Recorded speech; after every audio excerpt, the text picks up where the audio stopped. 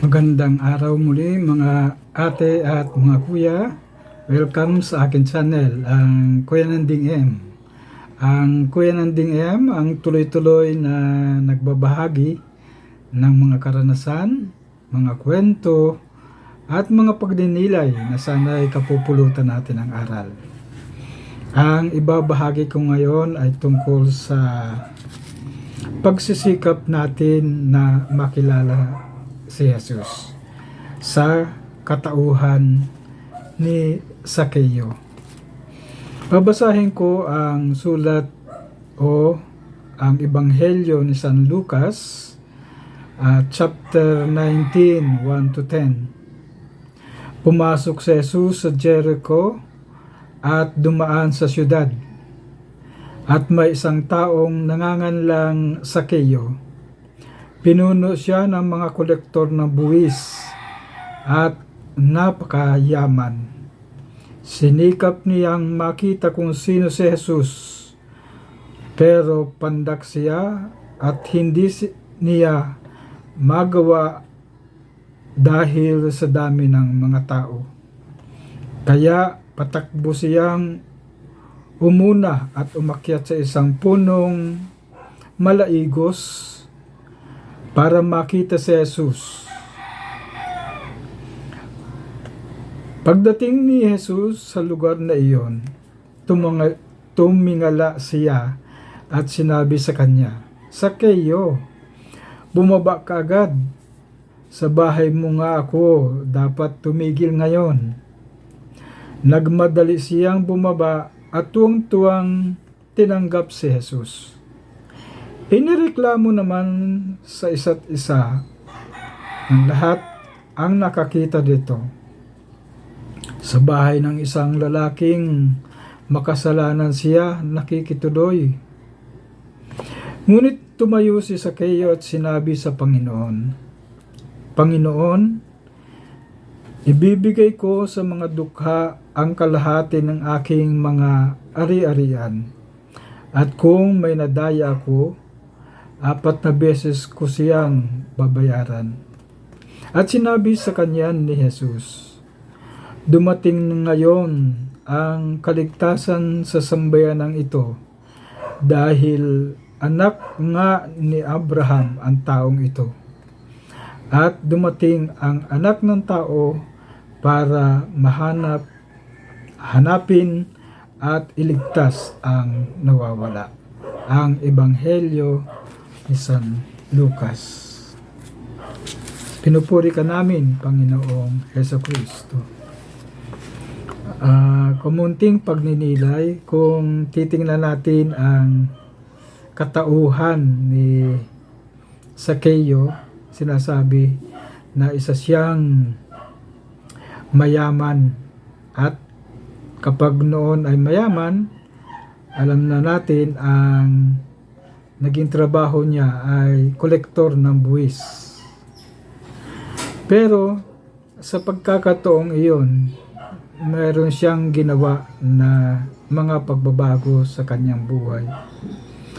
Sinikap niyang makita kung sino ba yan si Jesus.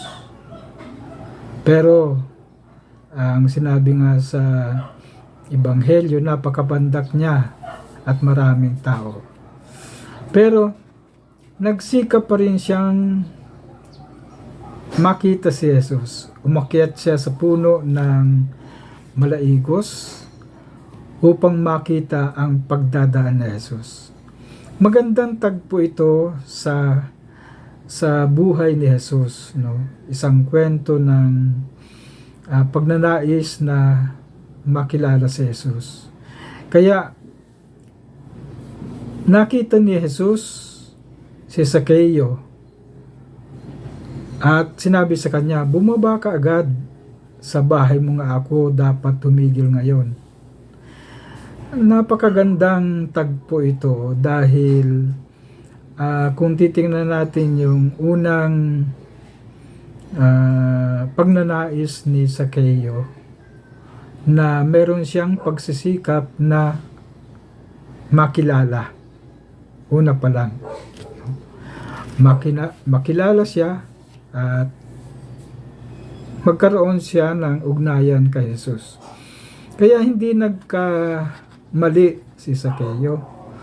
At sinabi ni Jesus sa kanya, bumaba ka at sa bahay mo ako mamamalagi. Napakagandang tagpo ito sa buhay ng tao kung iuugray natin sa ating buhay. Ang tanong ngayon, papaano ba tayo nagsisikap makilala si Jesus? Siyempre noong una, buhay pa si Jesus.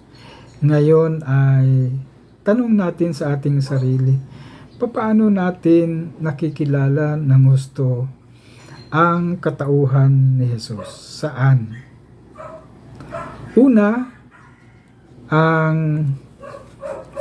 sa ating kalagayan ngayon, mahalaga ang pagkamulat, mahalaga ang pag-aaral, mahalaga ang formation at education upang makilala natin sino ba ang ating pinaniniwalaan, si Jesus.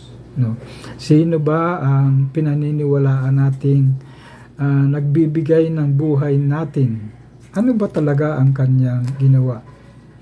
Kaya ang sabi ni Jesus sa kanya, dumating na ang kaligtasan sa sambayanan ito. So, hindi na ito parang personal lang, kundi ang manifestation na sinabi ni Jesus, parang personification ni Zaccheo ay sambayanan ng Diyos, no? Isang komunidad na nagnanais ng pagbabago. Kaya ang napakahalaga dito ay yung paghanap na magkaroon ng pagbabago at magkaroon ng ugnayan at makilala si Jesus. Ang magandang tagpo dito ay biglang nagpakilala si Jesus. Alam ni Jesus kung ano yung nasa isip ni Zaccheo. At bago pa siya nagsalita na si Jesus. No? Ito siguro yung isang call to action sa atin na paano tayo nagsisikap na makilala siya. Unang-una, naandito ang mga katuruan ng simbahan, naandito ang salita ng Diyos, naandito ang mga tao na nagpapakilala ng papaano mapapalapit sa Diyos. Kaya ang panahong ito ng paghahanda natin sa pagkilala sa Kanya ay isang pagnanais, pagsisikap at merong pagbabago. Kung titingnan natin, napakagandang tagpo na sinabi ni Zaccheo, Panginoon, kung ako man ay merong nagawang pagkakasala,